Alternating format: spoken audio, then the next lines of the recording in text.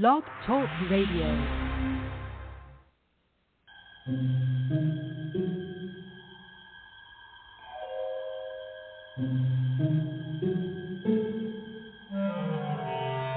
Archangels, ghosts, and Bigfoot, oh my. It's just another night for Supernatural Girls. Real stories, real answers to life's biggest supernatural mysteries. And now for another exciting interview with paranormal experts from this world and others. Here's your host, paranormal researcher Patricia Baker, on the one, the only Supernatural Girls.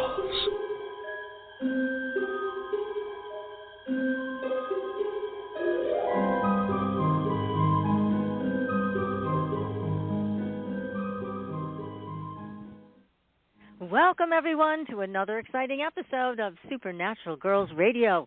I am your host, Patricia Baker, and the gang's all here tonight. Michelle Claire is here, and Patricia Kirkman is here, and, of course, our fabulous guest, Jerry Wills, is here. But I'm so glad you're both here, Michelle and PK. This is great to have us all girls all in one place. So, Michelle, let's start with you. To be here. Yeah, what are you up to? I thought you were already on the road, then you let me know that you were not quite there yet. So good to have you with us. Well, so thank you. When that starts. So next time you've taken off. Well, gosh. Yeah. Okay. So I'll be out at the Wild Horse Pass working the Helping Parents Heal Conference. So that is really exciting. It's about 1,000 people that will be out there. So that'll be wonderful. I'm under the understanding that it's already sold out. So I think they have a wait list. I know. And then the 28th of August, I will be out in Gold Canyon doing readings, and I'm working with a couple of people that do sound and energy healing. So that'll be awesome. And then on the 31st, I'm headed to Salt Lake City for the IANS conference, for the International Study of Near Death, and it will be amazing. So I'm looking forward to that, too. Oh, that's wonderful. Such good work you're doing. That's good stuff. Thank you. It's my passion. It is. And, of course, if anybody wants a private reading, you can contact Michelle Claire and schedule that at michelleclaire.net. You can also find Michelle's email address and website on Supernatural Girls' website. So be sure to check for her there as well. So you keep track of her busy schedule. Lord knows I can't keep track of her schedule, but I'm sure other people are much more advanced in that direction than me. And you want to know what Michelle's doing because it's all exciting stuff. So, Miss PK, how are you? Thank you. I'm doing a lot better. In fact, I've started having clients again. Of course, it's all by phone, but I figured that that's the best way to go until I get totally back on my feet and ready to jump off some more. Oh, that's great. Yay. That is so great. Yay. So if you want a reading, a numerology reading from Patricia Kirkman, then go to her website, patriciakirkman.com. And again, you can also find PK on our website. Email address and website are both posted. So it's a good time of year to do a numerology reading, isn't it, PK? Because are we rehashing what happened last year? We don't want to repeat it. Well, right? Nobody wants to repeat it. Rehashes last year. Next month we'll rehash this year. In October we get to preview next year. So the next 3 months are going to be very, very interesting for all of us. Some of the things we want to get rid of, it's a good time to double-check it, look at it, and cut it loose and just get rid of it. Don't carry it forward anymore. Well, that sounds like a plan. Well, I have to tell you. It's my plan because I don't want to redo last year or this year. No. You certainly, we all don't. We're done with last year already. We're finished with it. That's for sure. Well, I have to tell you guys so good to say goodbye. Yes. Well, tomorrow my husband is going to meet his brother for the first time ever. Oh, fabulous. And yes, he found him through 23andMe. And they didn't know about each other until just a couple of years ago, but then COVID hit and the travel restrictions and all that nonsense. So they didn't get to meet in person, but they've been in touch all this time. So we were able to figure out the mystery of what happened way back then.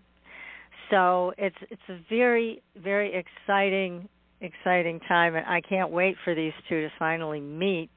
But talk about letting go stuff. Of course, I haven't had guests here in years, so I'm cleaning out guest rooms, looking at my pile of junk everywhere. There, I have a pile of junk.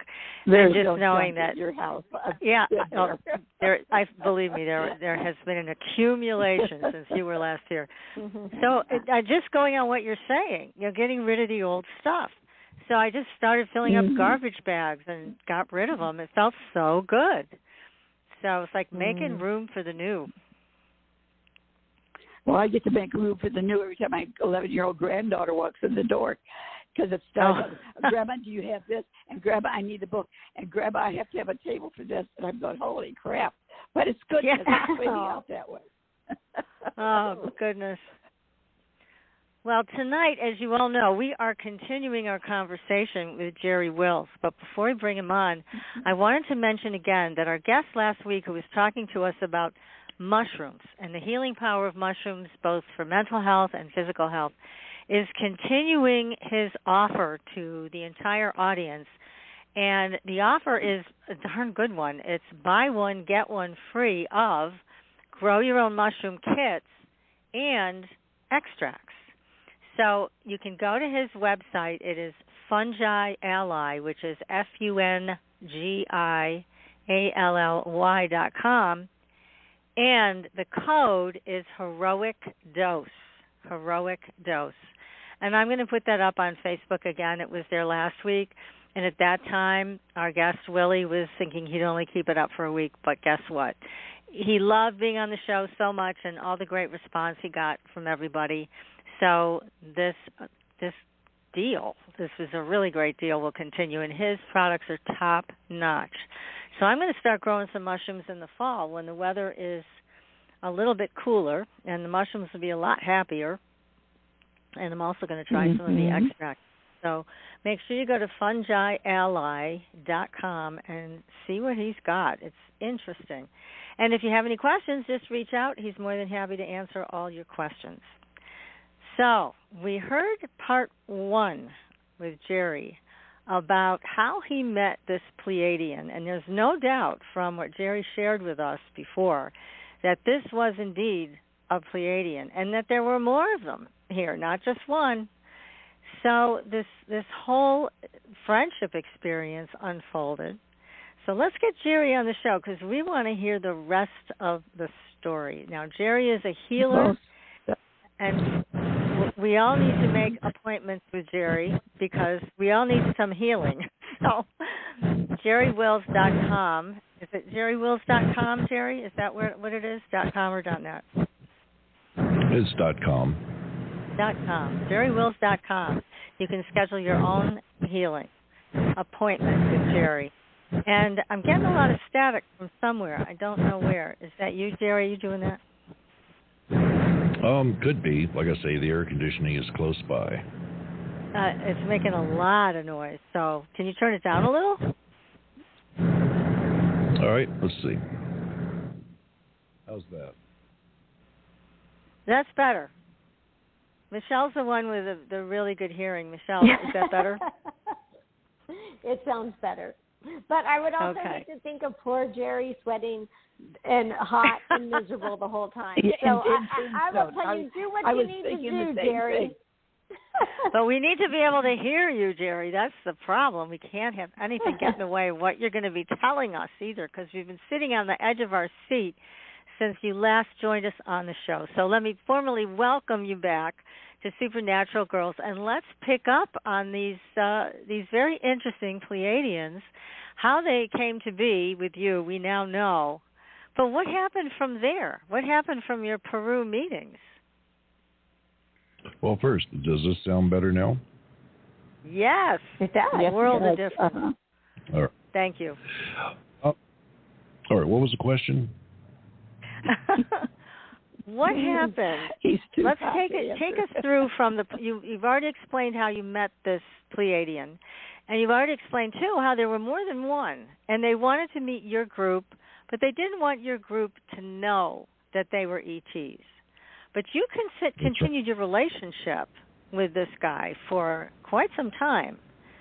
So you learned a lot about them. You learned a lot about their technology.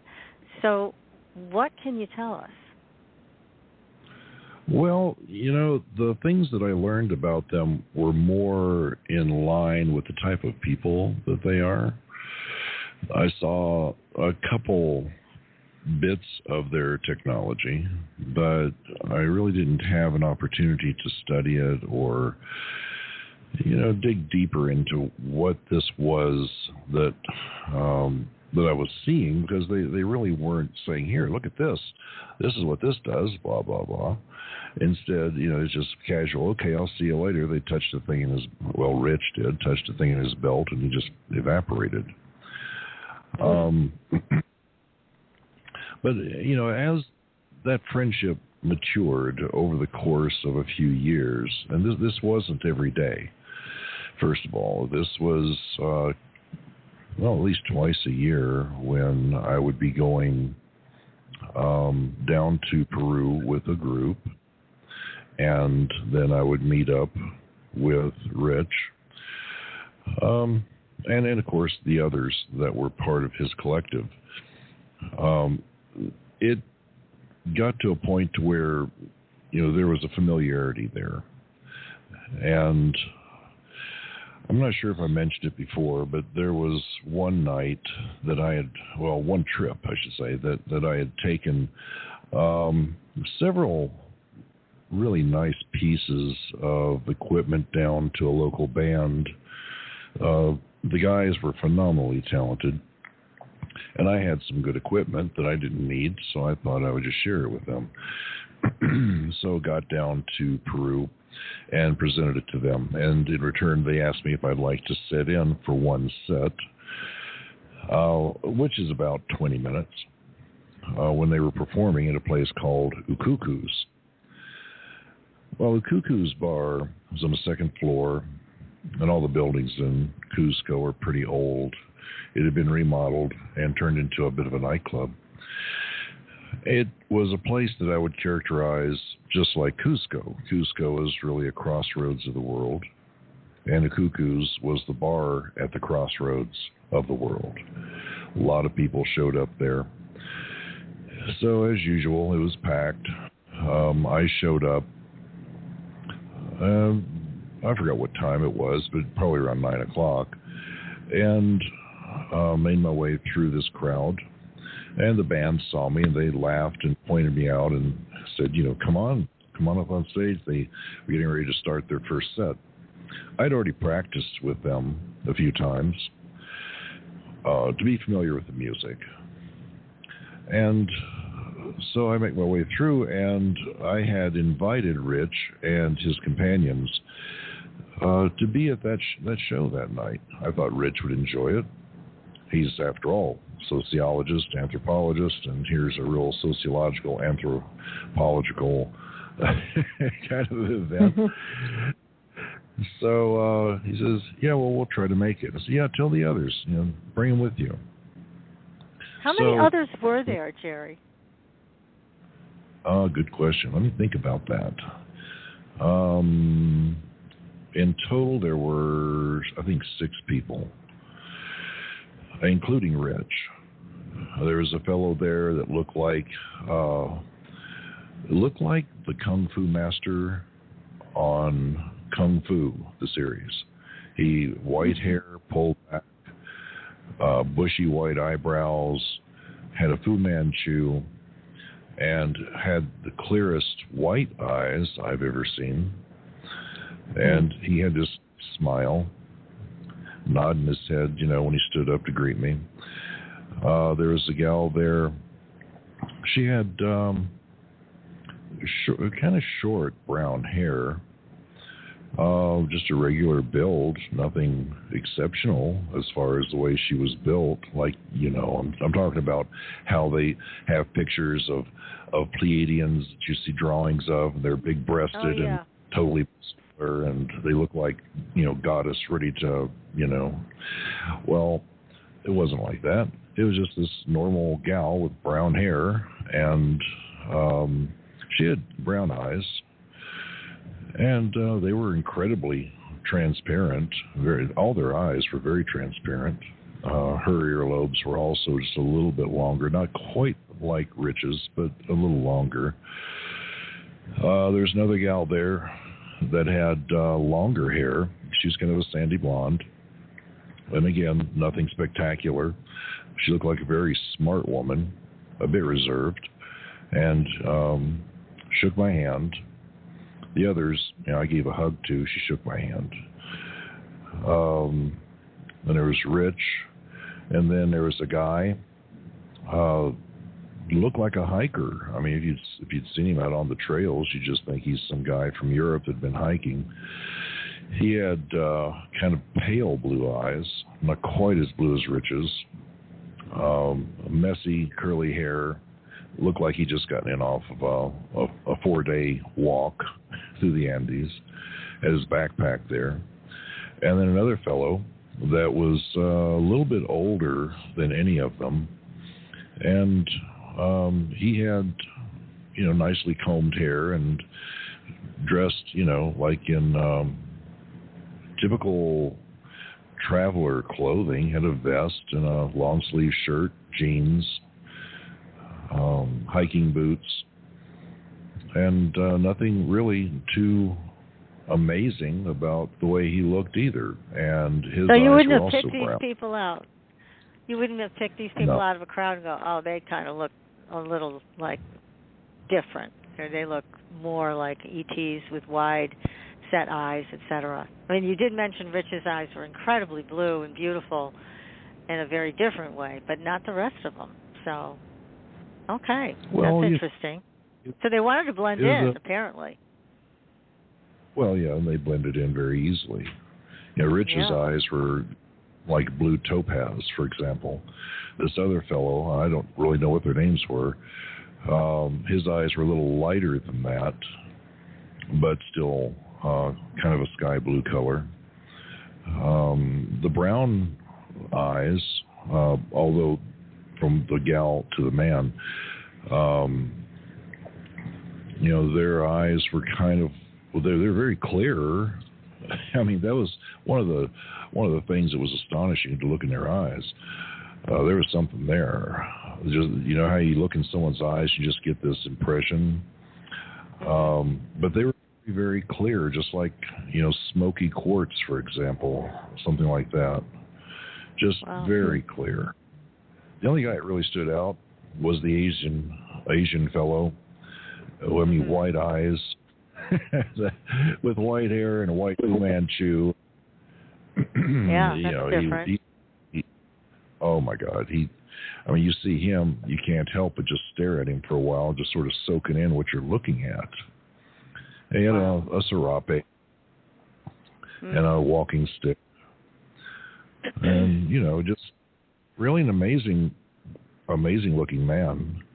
But if you'd seen these folks wandering the streets of Cusco or Lima or really any third world country where there are a lot of travelers, you would just go, well, there goes somebody, and just keep on your business. Because most people who are traveling, they're either looking around, soaking in the sights, not really paying that much attention to the people, or they're on their way someplace and they're not paying attention to anything except the next step, because the streets are uneven and you can quite easily trip and fall. So, these people blended in remarkably well. And I think that's what they intended to do. Yeah, sounds like it. They didn't really want to be standing out. Yeah. I went up on stage.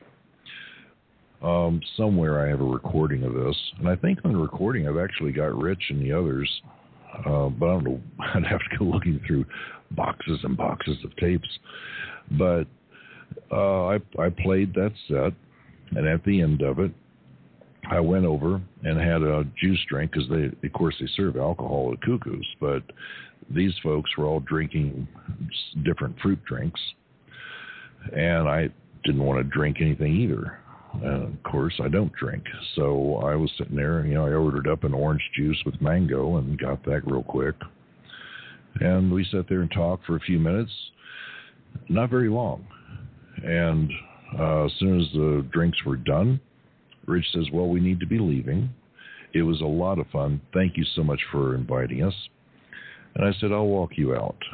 So we all got up, walked out, went down the stairs, went through the alley, went to the street. The streets, now it was maybe 10 o'clock. There's not much on the streets. And they just took off walking down towards the dark end of the street, which is the part of the street that goes where there's no street lights, and it just goes into darkness and out of town a short distance later. And they just walked on down there, not even talking to each other. And that's the last time I saw those folks. But it was a very interesting time, to see these others. Because for me, I've not seen that many different people from other worlds. I had my occasions of contact when I was a kid growing up in Kentucky, and I had basically, maybe 4 people that I saw. They were all men. And nothing until meeting up with Rich and these people, who are not the same people I met up with when I was much younger. And, here's ordinary-looking ladies and men, with the exception of the Asian fellow. And, just nice as can be. Had a nice laugh, when they laughed about something. But that was my first real occasion to have an interaction with the different sex, let's say, of extraterrestrial panorama. I've seen other beings. I don't know if they're male or female. I don't even know if male or female exists with these other beings. I don't know much about them. We're talking about the grays and the short, hairy covered creatures, the hooded creatures. I don't know who these people are, but they basically, from all that I experienced over the several years I was in contact with Rich, Pleiadians are rather nice folks. And I felt good being around Rich all the time, and I felt very good being around these other people. I kind of wish that I could have just walked off with them and just gone wherever they were going. But I was married to someone else, and she thought this was, a bunch of fantasy and not real.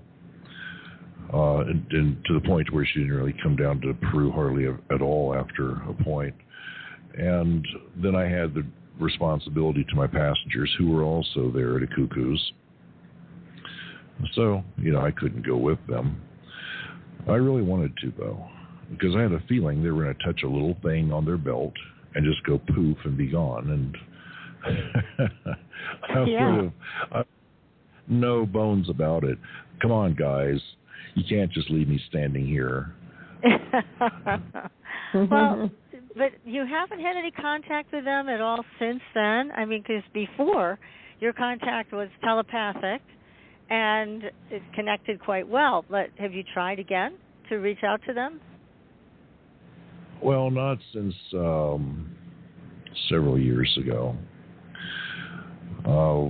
There came a point where whatever it is they were doing, their study or whatever you might want to call it, it must have concluded, because Rich thanked me and said that, they were finished for now and he was going to go back home.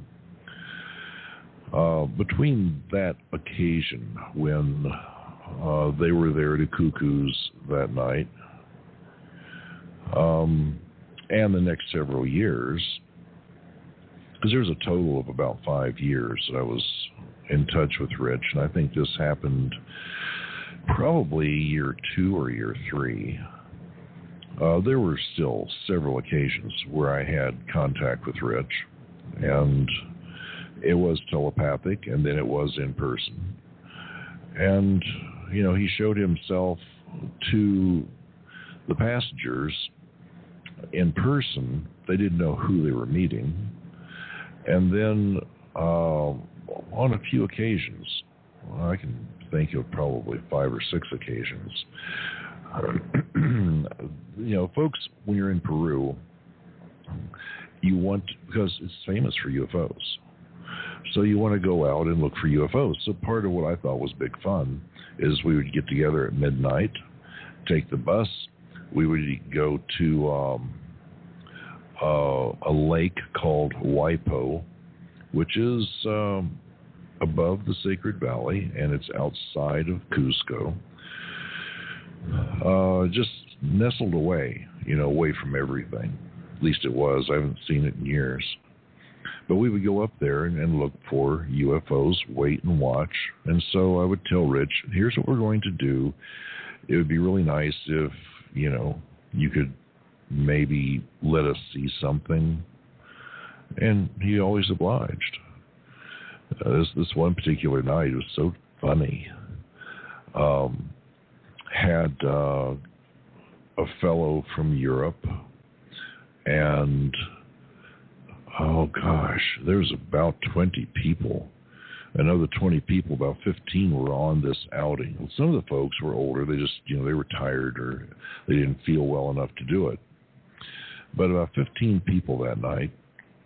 So here we are at this high Andean shore of a lake. It's dark, absolutely dark. You can see the sky so perfectly. And you can really see some of the features on the ground because of the starlight, which is an interesting phenomena. So we got out there about midnight, and of course I'm tired. And I'm thinking, this is cold as can be. It was really cold. Everybody's bundled up. Everybody's shivering, standing around the bus. And I said, we have to move away from the bus. Let's go down here near the lake. Let's just walk. It'll be good for us to get our blood pumping and, get a little bit of exercise, and we'll feel a little bit warmer.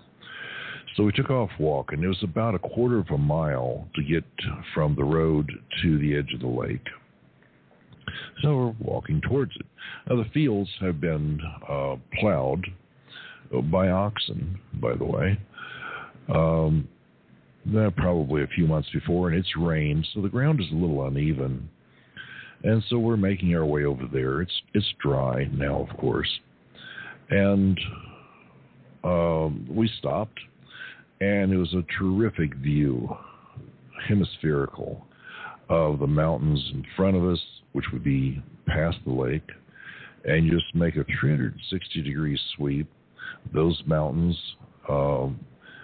go off into the horizon. Keep turning a little bit to your left, just low mountains and way off in the distance.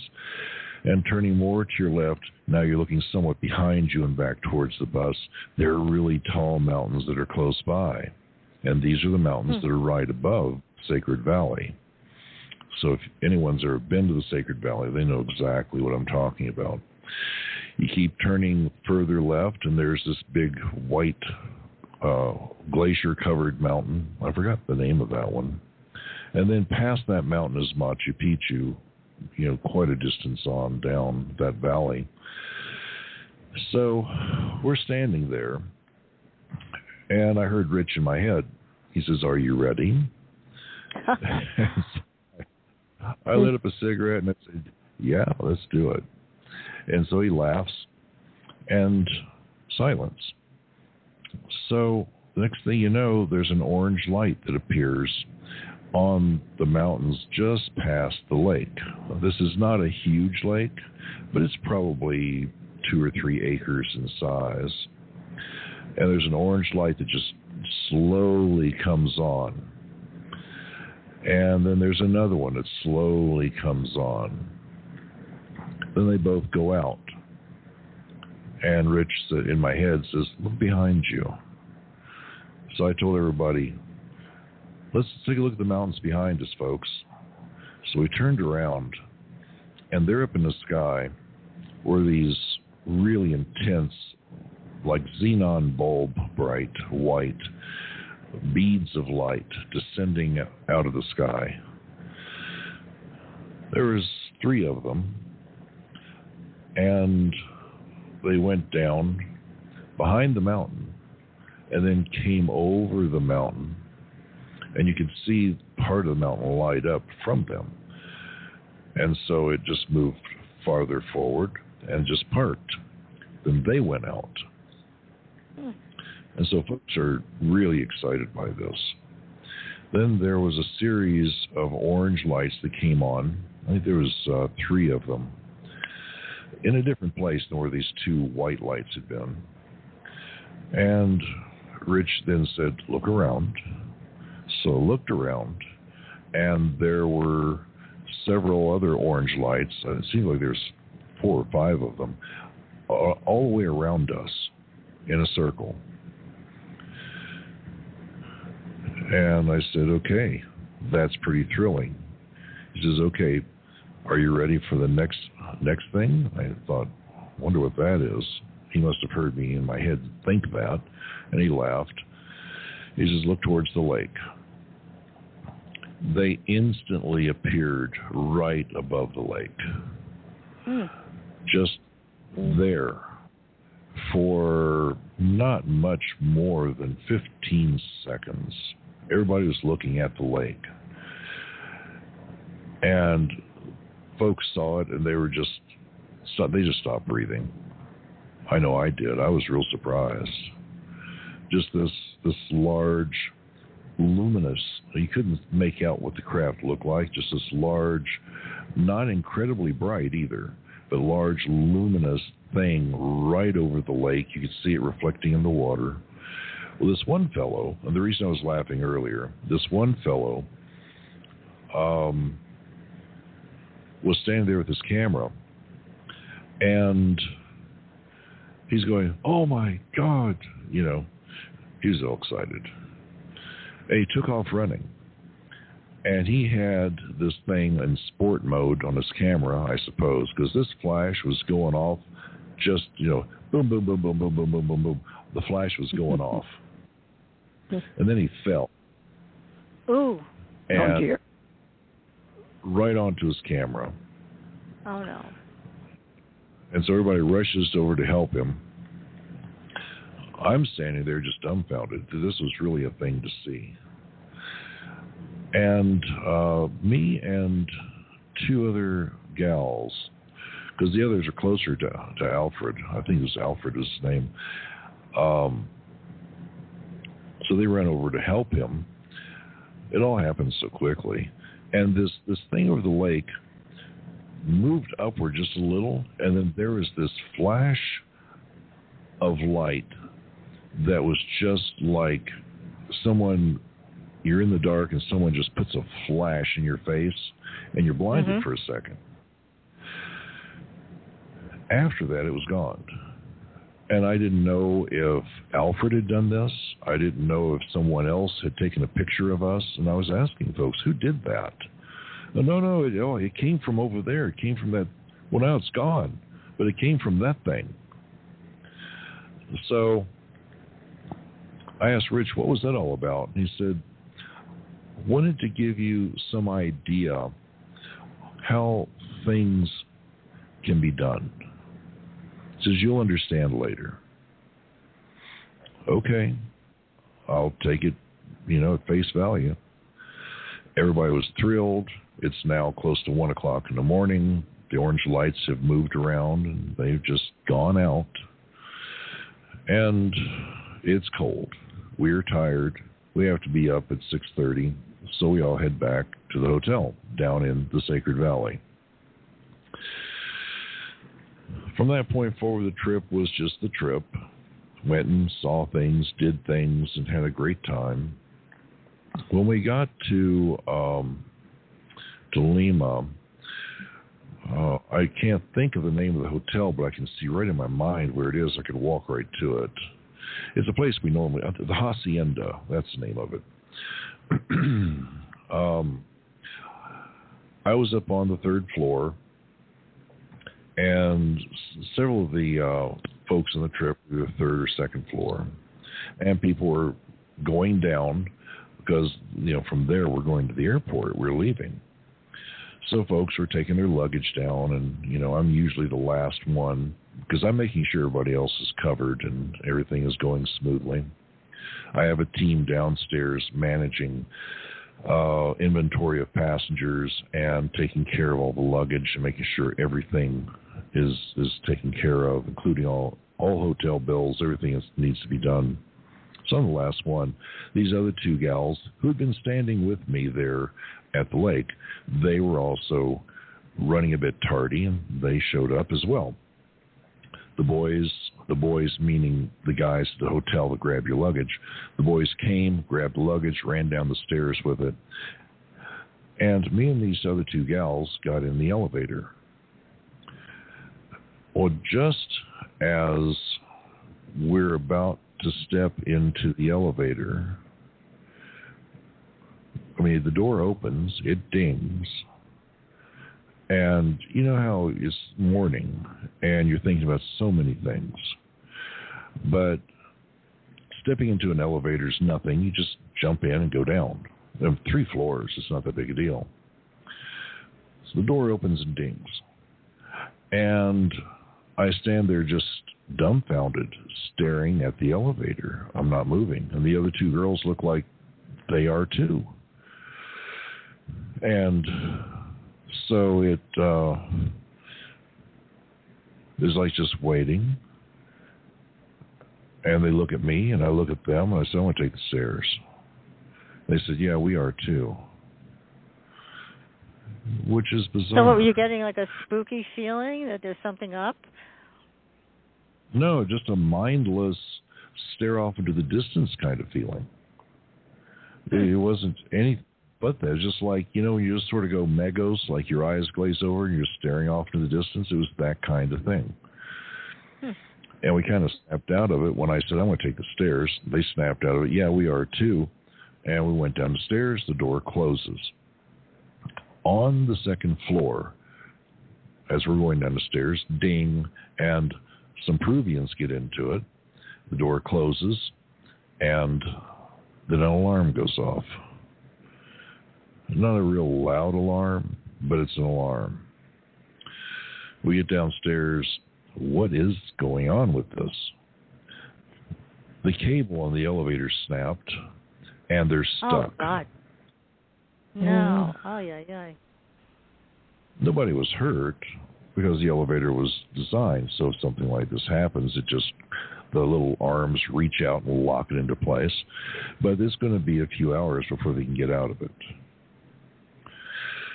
So I'm just rolling this around in my mind. And the gals are like, well, I'm glad we didn't take the elevator. Yeah, me too. And I said, yeah, I'm glad we walked down. But in the back of my mind, I'm wondering, what just happened? So nothing was said about it. A few months later, I'm back in Peru. And, of course, meet up with Rich. And he's talking, have a nice flight down, how's everything? And after the niceties, I said, something really weird happened in Lima. We were about to get on the elevator, and for some reason, it's like I just stared at it mindlessly, and I just couldn't move to get into it. I had to walk downstairs. And he sort of looked at me and smiled with one of these, coy smiles that he would have, and said, it worked. I said, what do you mean? He says, there's a way of transferring knowledge directly into a person's mind, and the way it's done is to just do it in a flash. He says it's something that's happened, like in your Bible. It's mentioned in somewhere in the Bible that there was a sudden flash and then the person woke up or realized something. He said, this is something that we wanted to show you because we wanted you to know it's possible. We knew that was going to happen with the elevator. I said, how could you know that? And he just sort of grinned and looked down, and he says, we know a lot of things about what's going to happen. Oh. And we wanted to let you know that it's possible to transfer that information in just a flash. It doesn't take a lengthy conversation. It doesn't take a word of warning. All it takes is just a flash to put the information there so that you can get some benefit from it. Well, at that point, there was a bit more of a conversation about how do you know about the future, and he'd already mentioned a few things about this that I had paid a little attention to, but it wasn't as overt until that moment. And from that point on, I started asking him different questions when I had an opportunity. I felt that if I asked a lot of questions nonstop, it would just be like madness for him, and who knows how much of it I'd retain. And besides, he might get tired of answering questions about such a thing. So I tried to be... overall, if I can just stop you for a second, your relationship with him, you didn't pepper him with questions ever, which I know I would be tempted to do that because obviously he's got a lot of information that he may or may not want to share. But you were very laid back with him, which he apparently appreciated. So it's, I guess, good that you did it that way. Yeah, and I didn't feel that I needed to just bombard him with questions. A lot of things I felt that I already knew, from other incidents where I'd had conversations with people from other worlds.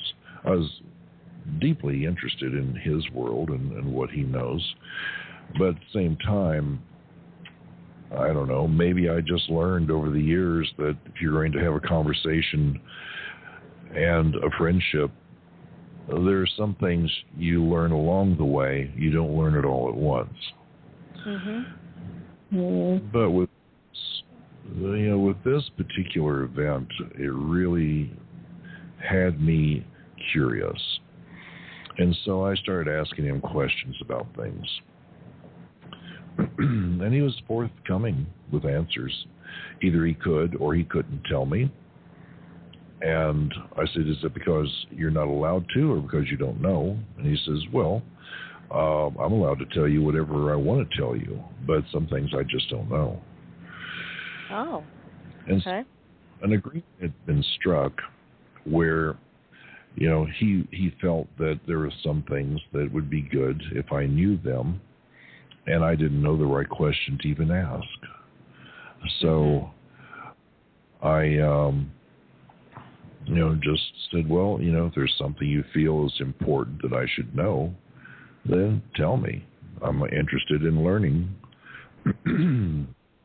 So one of the things he told me was that about things that were going to happen in the future.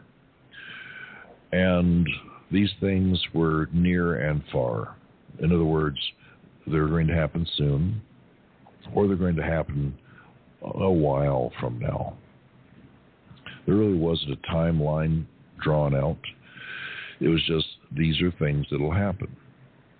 So,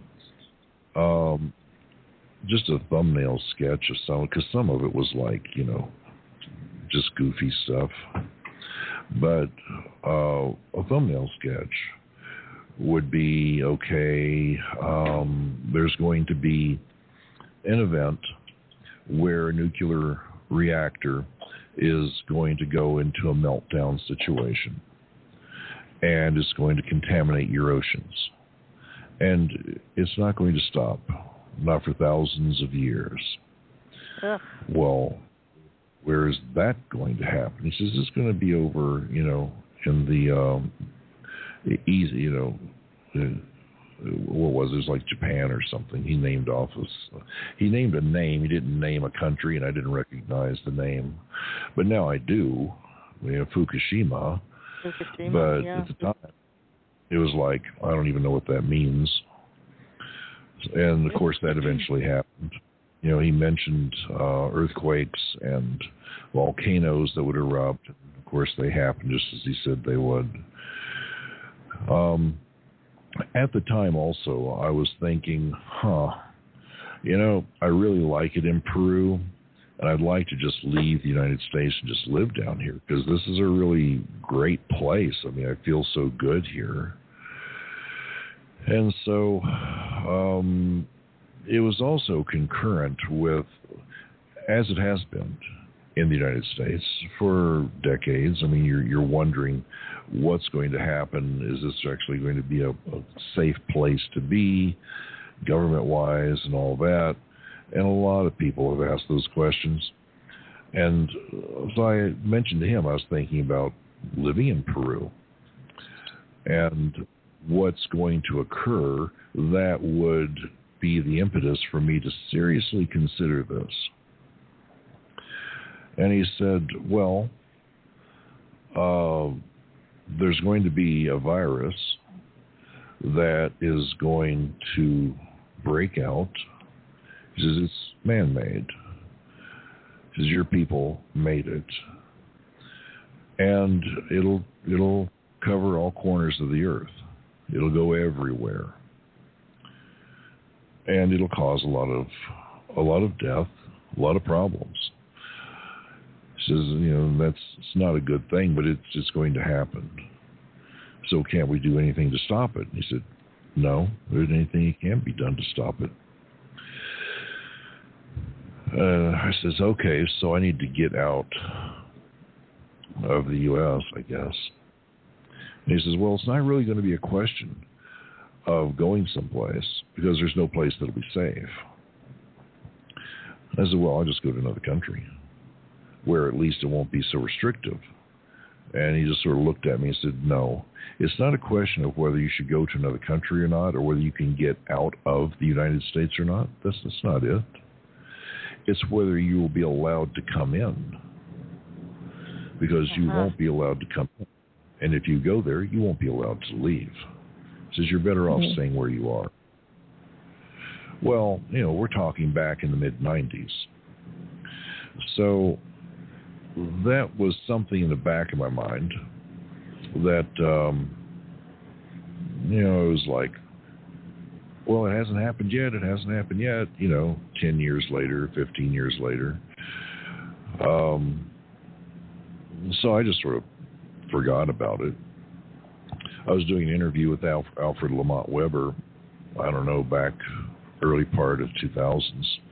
And I mentioned this during that interview with him because I realized it's quite easy for anyone after the fact to have a conversation saying this kind of thing.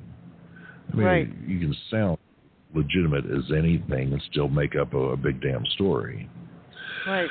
So in order to give some validation to this, it's on YouTube. I did an interview with Alfred Lamont Weber. I think it's several parts. I think it's in part 2 or 3. That's how I started off.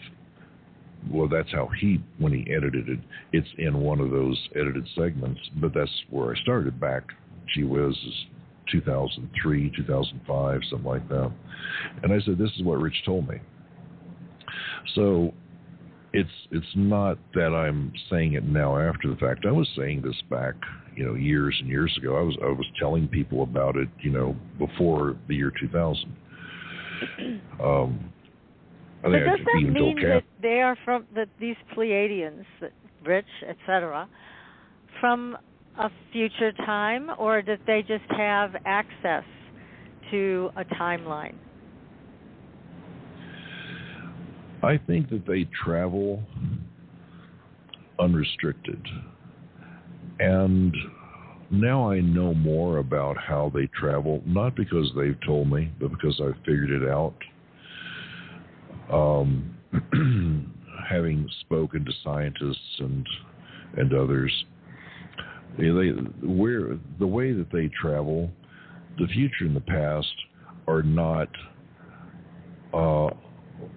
some location along a piece of string, let's say, metaphorically, where the past is back over here to my left and the future is way somewhere off here to my right, and that string just keeps on going. And if I want to go to the past, I have to go down to that piece of string that represents that moment in time. Instead, this is where it gets a bit fuzzy, but The past and the future are not really locations. They are occurrences. And the way that I've satisfied for myself that they're doing this is an effect that we on this world call quantum tunneling. It right now, it would take a terrific amount of energy to create a quantum tunnel because we don't really know how to do it. We know what it is. A good example of what this represents, folks who are familiar with Star Trek will get this quite rapidly. And people who have been abducted and suddenly just aren't there, they'll also get it quite easily. Quantum tunneling is such that, let's say, for example, Patricia, you, and me, and others, we wanted to do a live show from a point in space where we could look back from the view of our ship and see the Milky Way galaxy right there floating in front of us. And it's, side to side, it looks like 2 foot across. So we're a good distance away from the Milky Way galaxy. We want to do that. We'd like to do a live show so that here it is, Wednesday in the evening, and our listeners are tuned in, and we want to send a signal from there back to Earth so that our listeners or viewers, in my case, would have an opportunity to see what we're seeing, and we could receive calls from them, and they could hear what we're talking about, and so on and so forth. Quantum tunneling is such that you could communicate at any distance instantaneously, and you could travel to any distance instantaneously. And for those where I was referencing Star Trek, when they beam down to the surface, it's basically quantum tunneling, and the quantum tunnel is established, in this case, on the Enterprise, and the tunnel ends there on the surface of the planet, and in an instant, the energy forms, and they're just deposited there on the planet in an instant. There isn't any time or distance. So how that applies to time travel, you can probably rationalize quite easily that if you're using a quantum tunnel, it exists in a null part of the universe, in space, in the cosmos, or whatever it is, but there is no time or distance there. So where you end up is totally determined by where you want to end up. So going to a location, for example, where the Earth was 10 years ago, it's still there. You could just quantum tunnel to that point and you're back in time.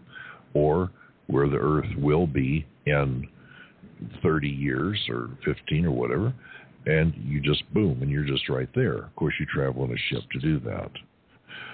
And this method of travel is not restrictive to whatever grand distances we might perceive, nor is it restricted to the existence of time.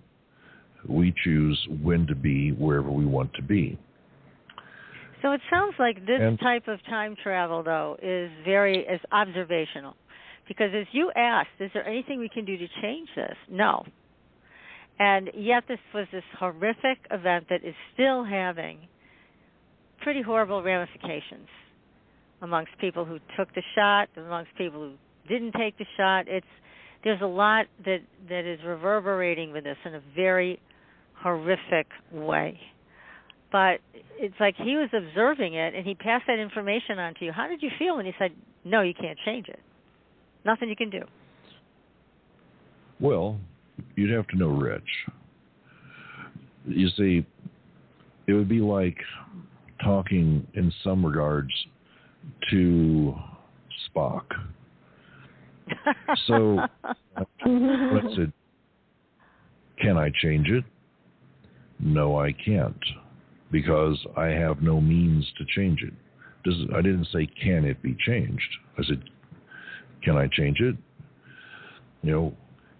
And when I asked him more specifically later in our conversations, he said that there are things that have to happen because that's the way they're supposed to happen. Because one of the things I was curious about was, for example, I asked him, I said, was Jesus real? I mean, is that a real story? He says it's one of several. Okay, well, that's interesting. And so, of course, the crucifixion and all that stuff, and I just sort of laughed and said, well, if you went back with, a group of guys and, you had weapons and the ability to push these people back and say, no, you're not going to do that today, not this time. He says, yeah, but think about the changes that are going to occur long term. Should you change it? Do you know why it's happening in the first place? He says, we're not allowed to change things. So yeah, that's what it sounds like to me. Exactly that they're not allowed to change things, that they're there to observe, period.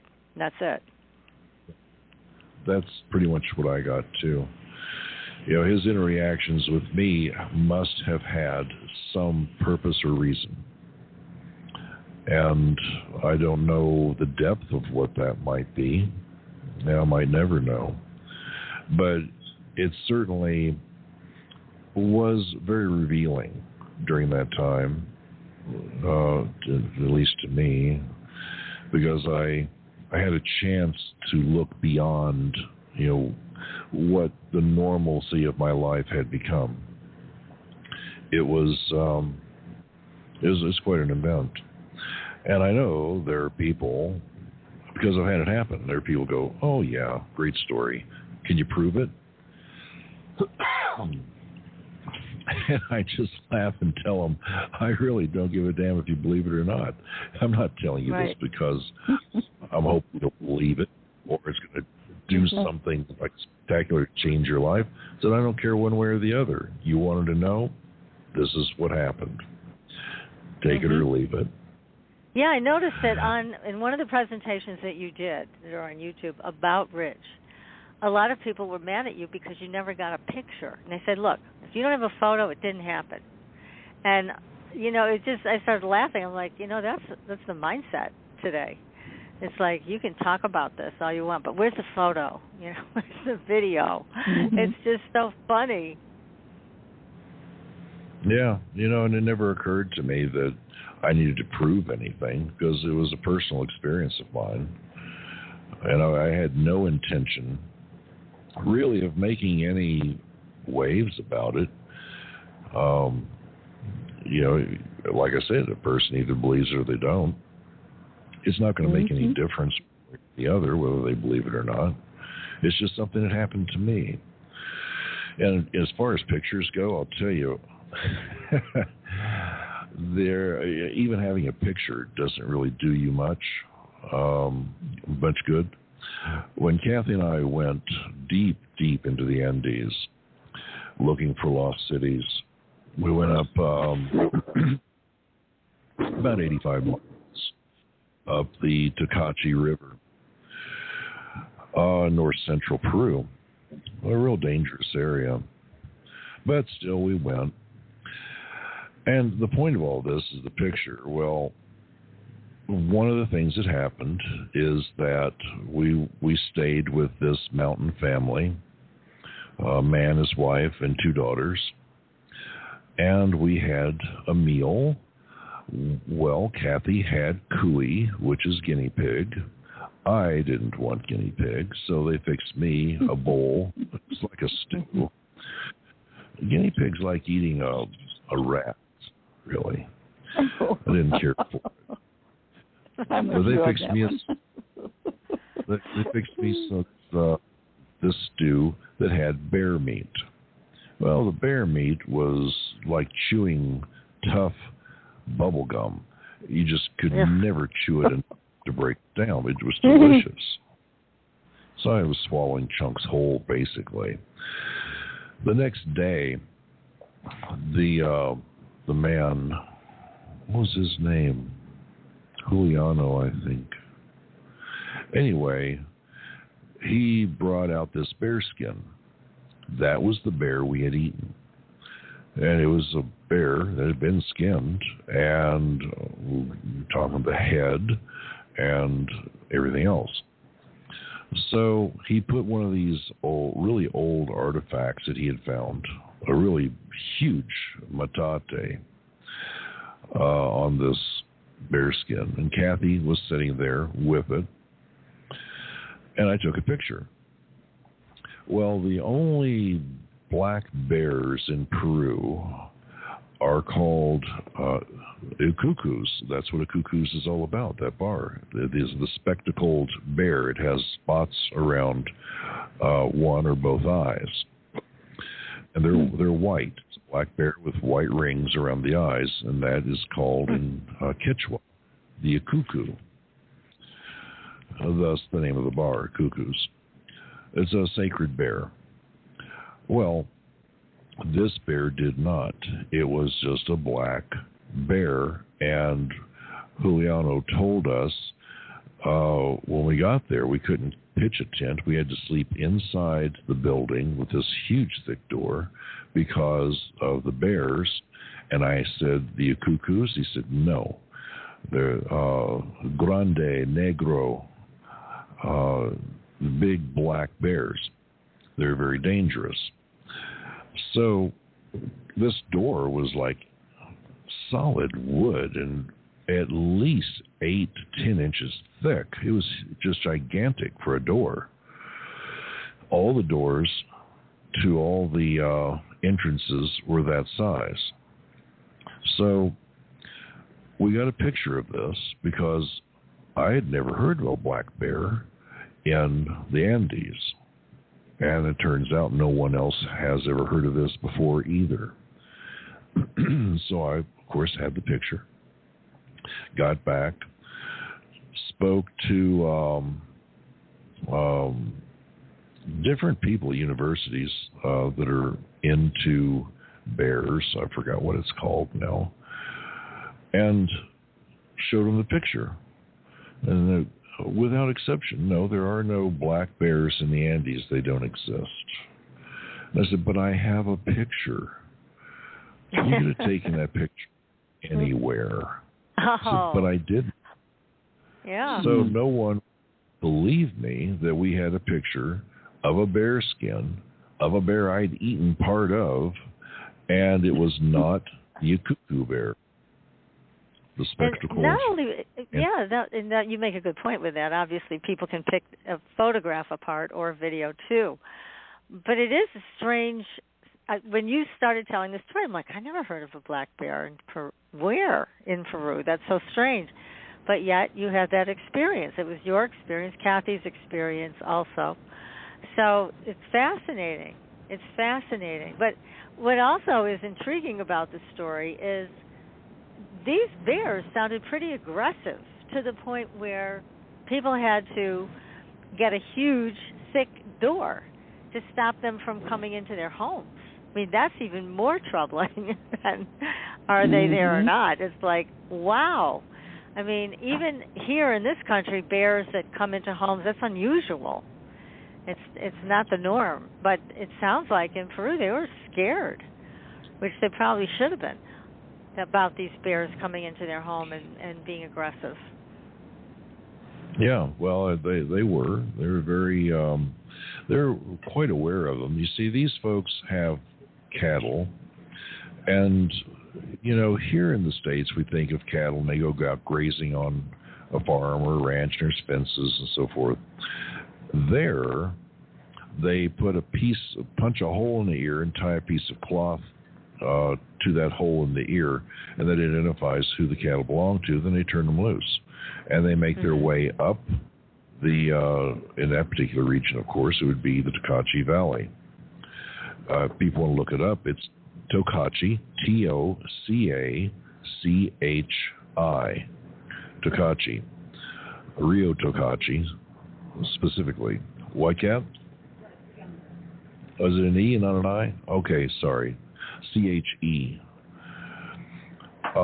Anyway, they just turn them loose. And twice a year, they go looking for them, herd them up, sell off some, and then turn them loose again. And they're always aware that there are the big black panthers roaming through, because this is where the Amazon rolls right up onto the eastern slope of the Andes. Okay.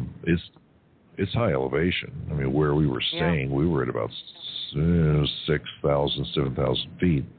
So and you it just do keeps have, on going. there's a lot of wildlife. Yeah, a lot of wildlife there. That's very interesting. Yeah. So let me ask you a question, Jerry, because you were very, very comfortable with these Pleiadians. Can I go back to that with you? Because Sure. you had a level of comfort with Rich and his companions, and did you ever consider that you are somehow related to them? No, not really. I was quite certain where I came from, and it wasn't the Pleiades. But I had a deep respect for them, for where they came from. Out there among the stars, people are people.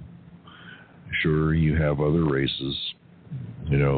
People are always talking about the Greys. Those guys, they're not very nice usually. Then there are the tall, bluish-white version of the Greys. They're interesting folks. I've met them before. And then you have really a whole range of other beings like you've heard about that people have seen. I've not seen but a couple different things, so I couldn't really address whether that's real or not real or whatever. I've not seen them, so I really can't say. But no, I didn't feel like I was part of the Pleiadians. I felt that I was part of a greater range of humanity, of people who live among the stars. And the people of this world should feel that way too, but they've just never been allowed to look beyond their own horizon. Mhm. Yeah, that's interesting. So you know where you come from, is what you just said, and it's not the Pleiades. That's right. Did you ever come across any mantis? No, I never have. The only other thing that was bizarre that I saw were these people that look like lizard people or dinosaur people. It was they are interesting. Not very pleasant at all. But yeah, that's the only other thing. I mean, the Greys are definitely little short gray guys. They're definitely obnoxious. They typical small they don't person. operate. Well, I'll tell you, when they appeared in the room, we were in a little town outside of Phoenix called Fountain Hills. We had just gotten back from Peru. We're going back again pretty quick turnaround. We just got a place, like a bed and breakfast sort of thing to stay there. And a radio host, Kevin Smith, had been accosted by the Greys, and God only knows who else, but they had given him radiation poisoning. Oh. So, on his wrist. Not good. It was pretty awful. They warned him over and over not to be talking about the things he was talking about on his show. And he continued doing it, so they showed up to give him what for. When they did, then that created a bit of a problem for me. Kevin was my friend. So I went over and I fixed everything they had done, completely undid it. I mean, it was noticeable within hours. Everything just changed, went back to normal for Kevin. And then I psychically, telepathically, let's say, put out an edict that if you do this again, you're going to be dealing with me instead of him. And I left it at that. And here we are in Fountain Hills. Kathy wakes up. She sees me in the closet, of all things. And what she saw was me looking as if I had short hair from a picture, really, that had been taken several years prior, with my face lit up by the flip phone that I was holding. And she thought, what's Jerry doing? And then she just, boom, went right back off to sleep again. And then I woke up. And in front of me is Linda Moulton Howell standing there and walking towards me, towards the end of the bed. And then there's Dr. Leo Stranges off to the right with a gurney. And she's telling me that I need to stop interfering with what they're doing, that they're really upset with me, and that if I don't stop, then Dr. Stranges is going to have to administer, and she named off what it was, some kind of drug of some sort that kind of screws your mind up. And he just looked at me just intently and nodded. And I thought to myself, what the hell is going on here? I'm asleep in my bed and I'm up to this. Instantly, my mind clicked all of that off, and there are these little gray guys standing there. Oh, those skinny necks. sneaky bastards. Yeah, so they were taking on the form of people you knew and respected, I would imagine. Linda is a great researcher. And Leo, I mean, yeah, they are sneaky like that, huh? Big time. So you can imagine, here is a 6'9" guy, naked, long hair, jumping out of bed. Between them and the closet they came in, and just freaked. There were 4 of them. One of them poofed away in a little burst of light in the closet. The other one was standing there watching. And I told them, I said, if you ever do this again, because I was pissed off, if you ever do this again, I'm going to grab you by your head or by your neck and pop your fat little head right off of that skinny-ass little neck of yours.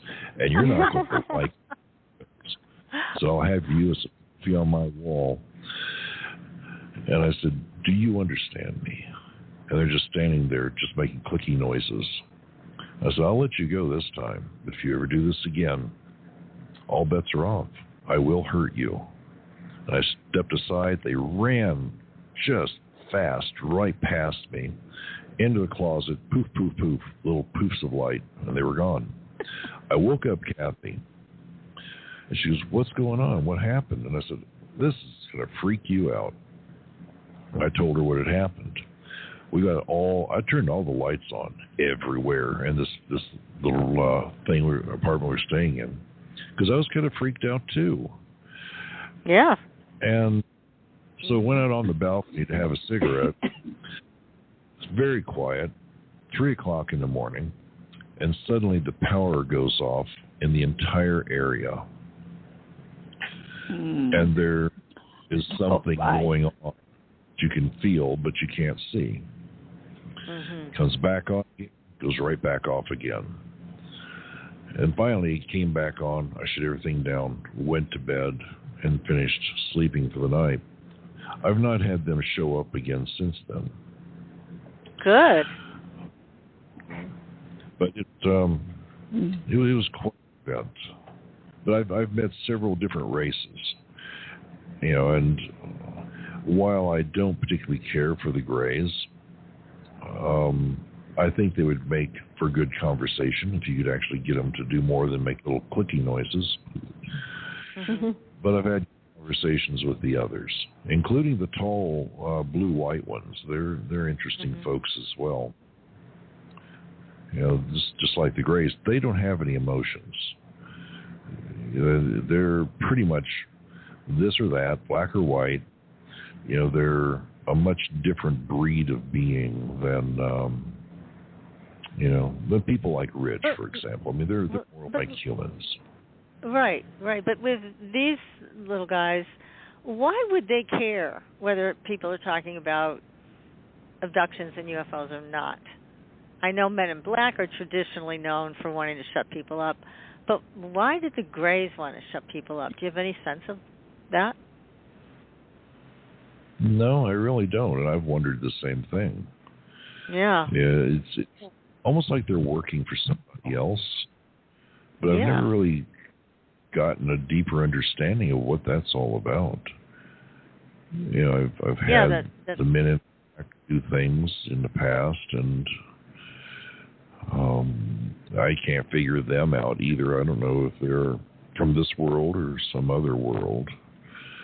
They certainly don't like being challenged, but then when they're challenged, they tend to become very confused. Yes, they do. So, I've heard that. Yes. Yeah. You can catch them by saying something to them that it's like a non sequitur. Just say something that doesn't make sense, and they don't know how to respond. So I've heard that before from a number of people. When I kind of trapped them into a room at a conference where I was giving a lecture, they come up to warn me not about things. Mm-hmm. And so I had a friend who's a bodybuilder make sure they couldn't get out the back door. They came in to listen. After warning me in the hall, there's a pair of them, 2 of them. And so when I got up in front of the audience, there's quite a number of people there. Nice room. And I said, well, I was going to talk to you about this stuff, but the Men in Black, they told me not to. And I'm just wondering what you think about that. Should I talk about, and whatever it was, such and such, or choose a different subject? No, you talk about it. So, well, then would you turn around and tell those guys who are sitting right back there, those are and enough to turn them off. Well, that this is going to have to go forward. And people turned around, so people stood up, and they're just silent. And these 2 guys are sitting there, and they turn and look like in unison at each other, and look forward again and get up, and they make their way to that door. Well, this fellow, a friend of mine, isn't letting them out. He's like, no, you're not going this way. There's a mountain of a man. And I said, look, if you want to leave, you're going to have to come up here and go walking past me and go out that door, because you're not getting out that door. None of these people in here will let you go that direction. You want to warn me not to talk about things? You need to come up here and explain to these people why I shouldn't. Yeah.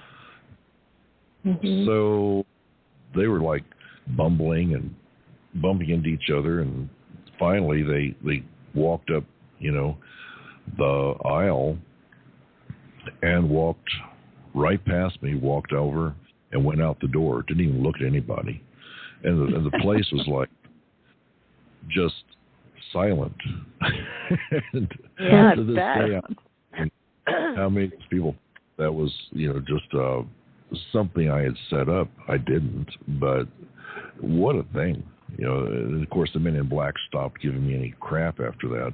They had shut down radio stations when I was going to go on. They'd done several things that were just onerous, and I didn't appreciate it much. So when they showed up to tell me not to talk, I figured I'm going to do something about it. Yeah. Good for you. That was a good one. That was really good. Yeah. I don't know. We've had so many people on the show talking about them, and nobody knows what they are.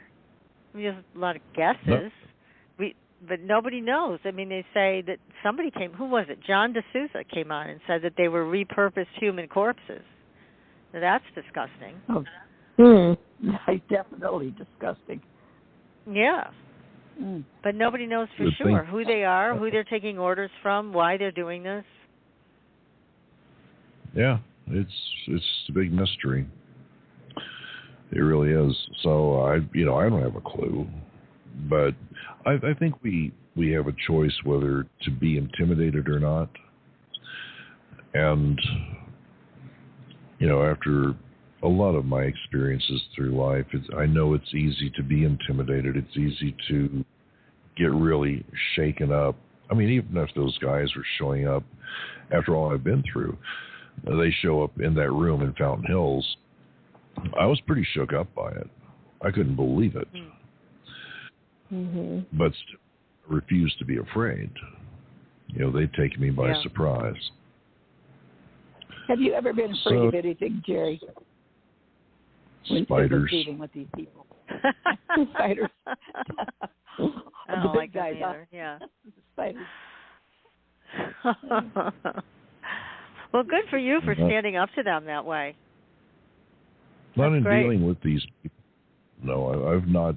Yeah, thank you. No, I've not been intimidated, really, to the point of being like, just shaking or afraid. They have a tendency to be very intimidating, and they certainly can give you a reason to be afraid. But once you get past that, it's like anything else. If you walk towards it and go, okay, you're going to eat me, what part are you going to eat first? Then, instead of running away, now you're coming closer to them. And maybe because of my size, at nearly 7 foot tall, they're easy for me to pick up and shake. So I'm not really that makes a afraid. big difference. Yeah, I think all of us on this show are about 5'3" or so, so it is a lot different being in a smaller body. I'm going very far. Yeah. It's a big difference for us with, that we're not at the height you are. We still wouldn't be able to do it. But, it is an advantage that you have, no question. We might be able to hide better than you, but... Jerry, how does your wife react with this, the difference in size, etc.? Is she intimidated by them? Or knowing that you're there, there's a security in that, I'm sure. She really was never that much approached by the Grays. They really weren't interested in her. They basically put her to sleep. It happened with my ex-wife, too, when they showed up. She had gotten up and saw something light floating through the house, and she just turned around and walked back and laid back down and fell right to sleep. It's nothing. Well, that's good. That's good. Yeah. Next thing you know, I'm up, and it is something. Yeah. But, no, I think... Kathy she would not be the first to say this, but I would say it about her, is that she is really quite fearless. That's great. She met a different Pleiadian on a different trip down to Peru shortly after we were married. And this fellow was a tall black man, had just the incredible, blue eyes. Anyway, he helped us as a result of her conversation with him. He showed up in Cusco and asked how things went. And Kathy introduced me to him. Of course, I'd not met him at that point. I noticed when I looked at him, I knew what I was looking at because of my experiences previous years, with Rich and his companions. And I thanked him for his help. And he said, okay, well, enjoy Cusco. And he turns and walks away. A crowded street. And this fellow was probably 6'3", just solidly built. And gets in the middle of the street and just vanishes. Kathy and I watched him as he walked, and he just, poof, was gone. And Kathy looked at me and said, oh, my God, did you see that? Yeah. Now, do you think he had one of those special buttons like Rich had? Because it sounds like that's what that was. Yeah. They just know how to beep in, beep out. Yeah. Yeah, and that was the technology you witnessed because Rich did show you that. He showed you how he used it, but he didn't tell you much else about it. No, he didn't really go into any details. I was totally fascinated. I wanted to try it. Yeah, but he wouldn't let you. No, I guess he knew the future at that point, but he would get it back. Yeah, how many people would love to get their hands on that? It sounds like a very convenient tool to have. Very convenient. Oh, yeah? But such advancement. I mean, it's really interesting that they came here as sociologists wanting to do, this experiment of contact with your group. But I just keep wondering why. I mean, they're so much more advanced than us. Why would they care? Why would they want to reach back in time or space or whatever it is and meet but don't we do that, Patricia? What? What do we do? We're always taking a look at the past to go forward in the future.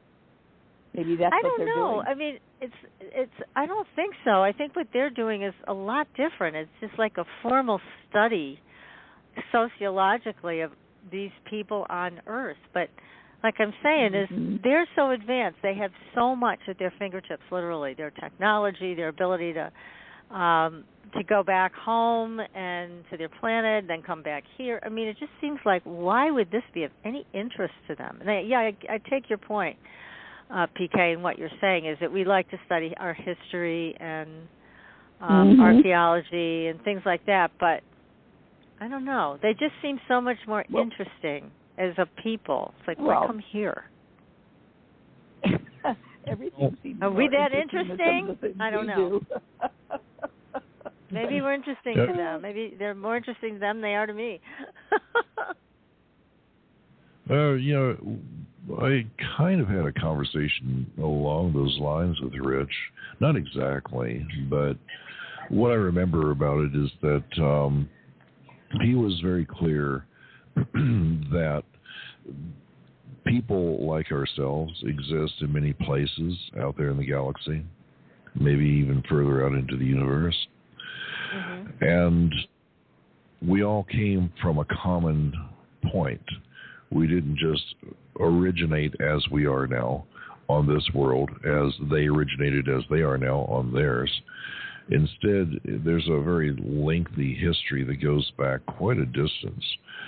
And some planets have rejoined together in mutual communications and sharing of knowledge and ideas and cultures, while others haven't.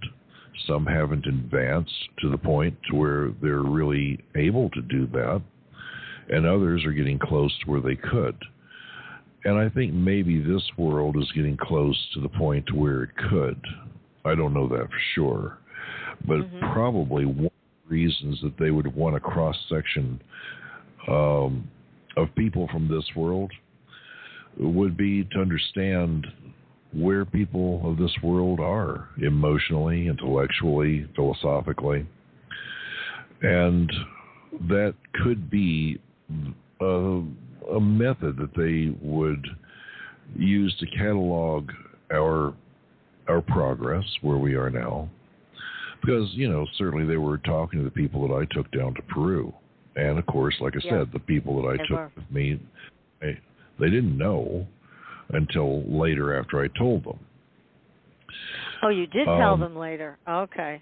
I always wondered about that, if you told them. Yeah, if the conversation came up and it was mentioned, then I would say something about it. Yeah. But it wasn't just my group that they were talking to. They were talking to quite a few. I mean, Rich had been up in California at Venice Beach, I hate to interrupt, but our clock is ticking, and we're running out of time here.